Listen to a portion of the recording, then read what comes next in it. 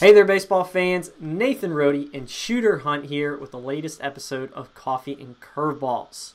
Shooter, we've got a great show today. It's really busy time of the summer. You just saw the Oklahoma Limited Series, which we'll talk about to lead things off, but we got some preview action with the Future Games coming up in just a couple of days, as well as right after that, you and I are headed out to California for the area code games and area code underclass games. So it's going to be a busy couple of weeks. Lots to talk about. Very exciting. As you can see, we got our polos packed away right now. I'm doing some laundry, getting ready for the next 2 weeks. But already off to a great start with the Oklahoma Limited Series, and I can't wait for the future games. Oh, man, it's going to be fun. Yeah. So let's start off, like you said, with the Oklahoma Limited Series. In the championship game, you had the Cangelosi Sparks against the Royal Scout team. Just fill us in on what those two teams brought to the table and, I guess put them into the championship. Well, it was stacked. The Limited Series, Andy Urban, our director there, did an outstanding job. And Oral Roberts, what wonderful hosts they were for the kids to get to play on that field. What a great facility. They have an indoor. It's their locker room, everything about Oral Roberts, very nice. And then Broken Arrow High School. If you want to know what high school baseball is like in Oklahoma and even in Texas, go to Broken Arrow because their facility is unbelievable. They had a turf field, so thank you to those teams. But the 16 teams that were there were outstanding. And Cangelosi and the Royal Scout team did a great job for the 4 days.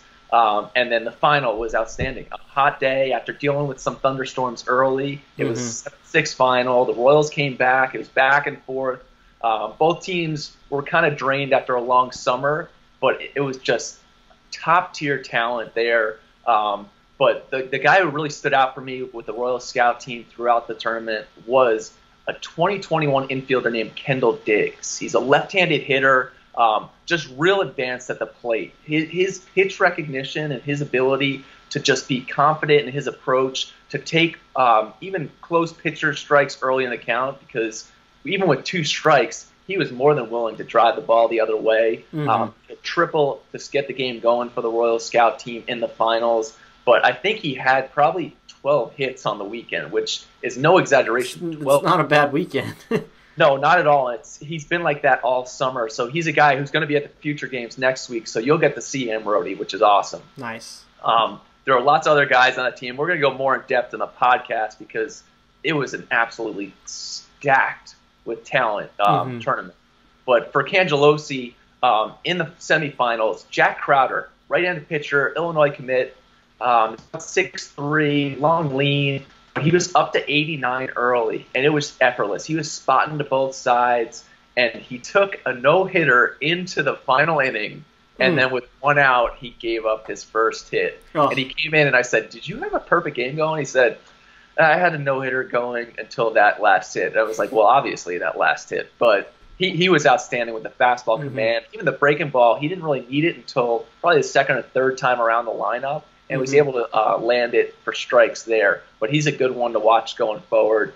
And then 2 hitters in that lineup, the 3-4 holes for Cangelosi Sparks all weekend. Jack Payton and Austin Greco, both future gamers next week.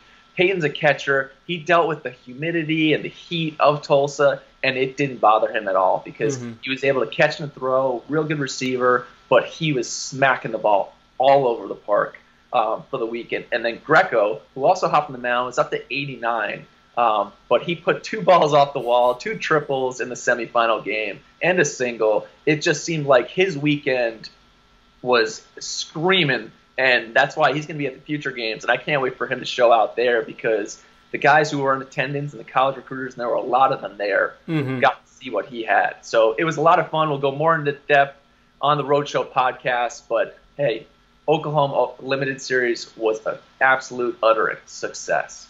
Excellent, and I'm glad you guys didn't have to deal with any tornadoes while you battled some weather, but at least it was manageable.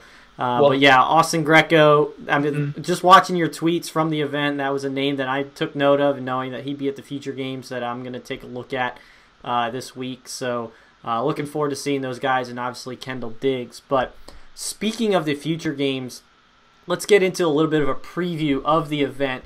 We'll talk about the top hitters that are coming, the top pitchers that are coming, and some of the top two-way guys.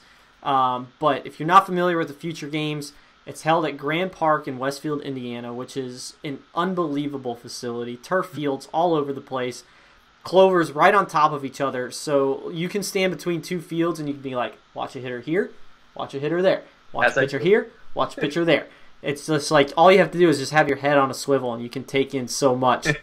The big thing is all these guys are uncommitted. So this place is going to be absolutely flooded with college coaches. We're up to 24 teams now. It started in 2011, I think, with 4 teams. So we're at 24 now in 2018. So 500 uncommitted players from most of the country. 36 states. Yeah, so it's gonna be pretty popular. I imagine we'll have 200-300 college coaches there representing, at least 75 to 80, or if not more, percent of the Division I programs in the country, plus junior colleges, D2 programs. It's an amazing event, and I have fun at it every year. And so looking forward to seeing it again. But let's talk about some of the guys that we're anticipating seeing, and some of the hitters. A couple of guys that we'll go over. Let's start with out of Texas, Orlando Salinas. Yes, Salinas was a guy we got to see last summer at the underclass area codes, and he was playing with that nationals team, which had a big-time lineup, and he was a year younger than most of the kids in the lineup, but he was not getting cheated. And he moves around well at shortstop. Now at 2020, uncommitted Texas shortstop who can hit from the left side. He's one that coaches are going to be locked in on for the week. Mm-hmm. And then Declan Wiesner. I hope I got that name. I hope I pronounced that correctly.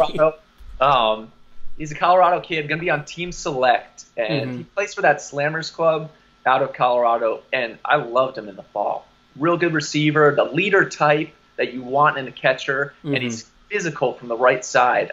Has some pop, and the Colorado kids coming east. I think there's going to be a lot of coaches that want to check out what Declan Wiesner has to say about his skills behind the plate and at the dish. Yeah, Colorado's a popular spot for our D1 programs because there's only one, maybe 2 Division I programs in the state. Yeah, two, so Air Force. Air Force. Yeah, so definitely, I mean, there's a lot of talent there and not a lot of Division I programs, obviously, in the state. So the Division I programs from elsewhere in the country love to check out that Denver metro area and some of the places also a little bit more in the remote areas.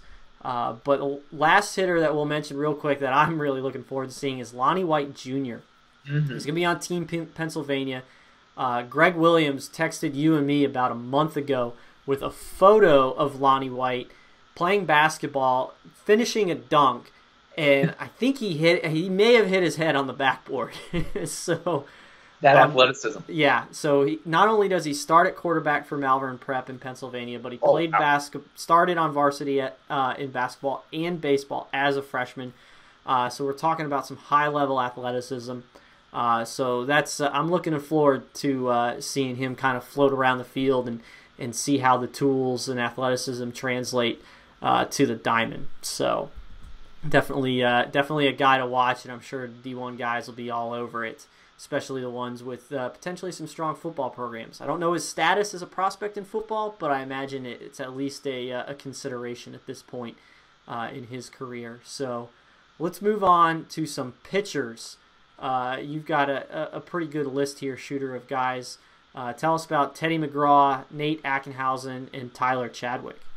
So Teddy McGraw has popped up recently in New York, and Dan Savit and Jerry Carrier have been blowing me up about him. And just watching the video that they've been sending in, I know there's been a lot of schools have been very interested.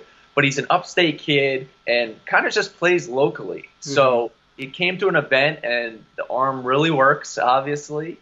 And then that was an earlier event. Then they had a fantastic event at Doubleday Field in Cooperstown with a lot of committed guys. Call to the hall. It was awesome. And then arm dropped out, so they called up McGraw, and he said, yeah, I'll come over and throw. And what do? He comes out, and he's 88 to 90 with a loose, quick arm, big frame. He's going to be throwing for that Team New York team, which will have a lot of eyes on that game. So excited to see him.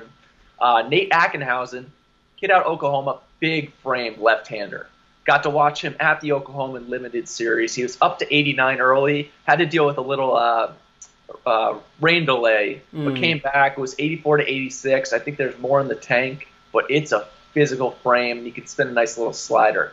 And then finally, Tyler Chadwick out of Wisconsin threw for GRB Ray's team at the Limited Series in Tulsa, but he looks like a workhorse right-hander. I'm looking at it like this looks like a weekend starter right here. Was up to 90 miles an hour, spinning a good breaking ball, but you're going to know when he's pitching, Rody, you'll know, because he's about 6'4", broad, wide shoulders, big backside. He just looks the part of a guy who could even, potentially be a draft type guy in 2020. So those three arms are guys that I'm looking to see, as well as more that we'll talk about on that Roadshow podcast. Excellent.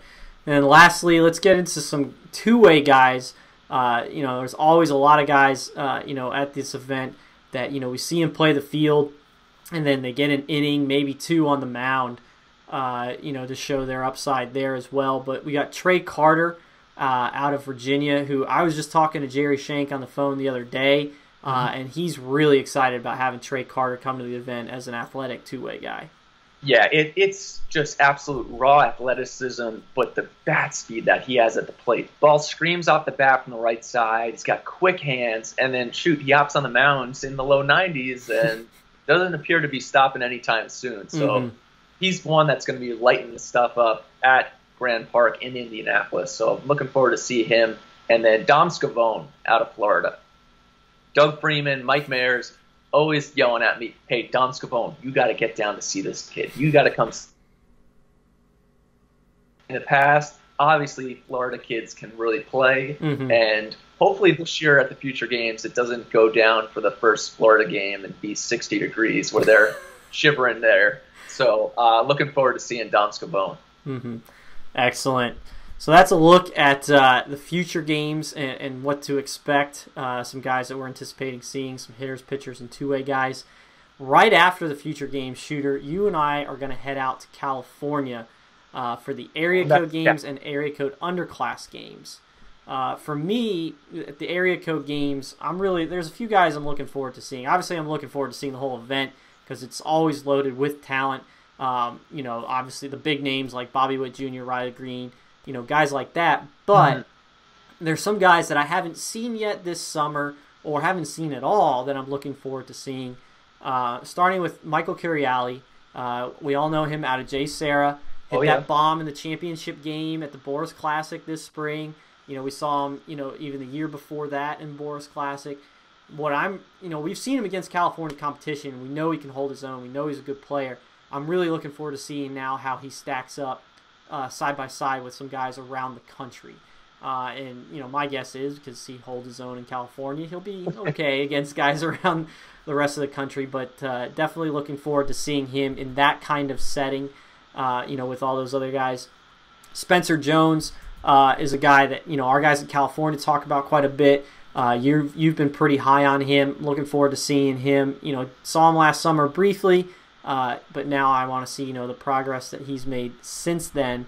And then Daniel Espino is a guy that has been blowing up in Georgia, touching 99. Sean Duncan just, saw him at the Under Armour game and had great things to say. So looking forward to seeing him for the first time myself. I've seen video. Looks really interesting. Obviously, anytime you touch 99, it doesn't matter what it looks like. You're going to be interested.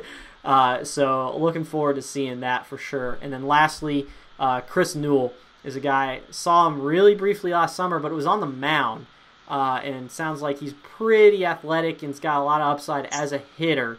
So looking forward, to checking him out as a hitter to see what he brings to the table and where he stacks up with the rest of the country. Because it sounds like to me that he's a definite top 100 draft type guy. So we'll see. We'll see what he's got in Long Beach.